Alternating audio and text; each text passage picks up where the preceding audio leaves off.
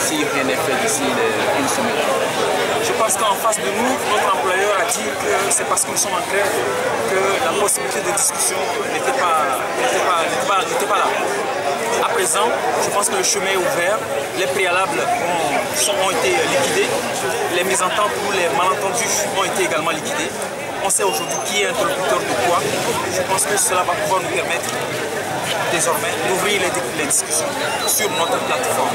Ce n'est qu'après cela, que nos camarades pourront se prononcer sur la suite à donner à ce moment. Ce qui veut dire que si le gouvernement appelle un dialogue, dans moins d'une semaine, la synergie va pouvoir y participer. Pardon? Si le gouvernement vous appelle au dialogue ici, d'ici une semaine, vous participerez. Nous sommes prêts à discuter à tout moment, nous l'avons dit tout à l'heure à l'Assemblée générale. Même le week-end, nous sommes prêts à sacrifier nos heures de repos pour discuter lorsqu'il s'agit des problèmes des travailleurs. Et nous pensons que cette porte ouverte que nous avons laissée, cette main tendue que nous avons laissée, va être saisie par nos autorités. Qu'est-ce que vous pensez des attitudes de vos confrères des centrales syndicales et quel message vous leur lancez? Non, je pense que nos camarades des centrales syndicales ont mal apprécié la situation en janvier. Ce qui s'est passé et ce qui se passe actuellement est un avertissement qui leur est lancé.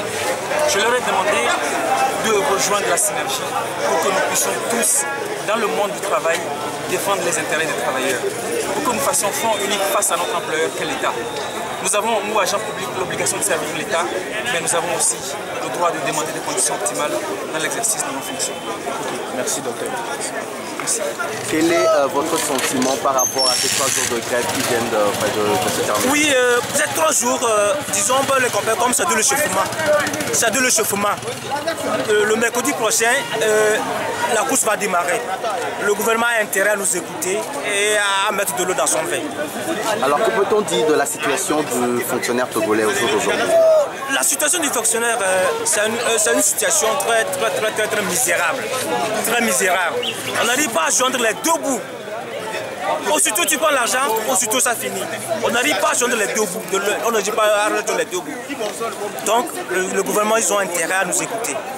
Et qu'est-ce que vous réclamez concrètement? Ce qu'on réclame est inscrit dans une plateforme 8 points.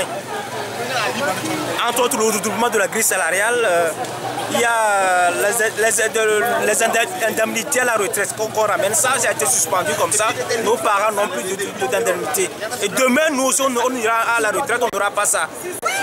Il y a aussi il y a pour la catégorie B, il y a un point là-bas aussi qu'on doit revoir. Ainsi de suite.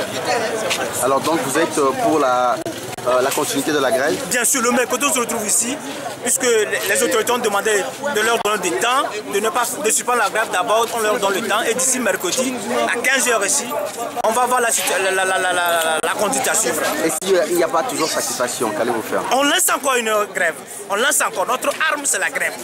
On n'a rien à faire, c'est la grève toujours. Et ils vont nous écouter.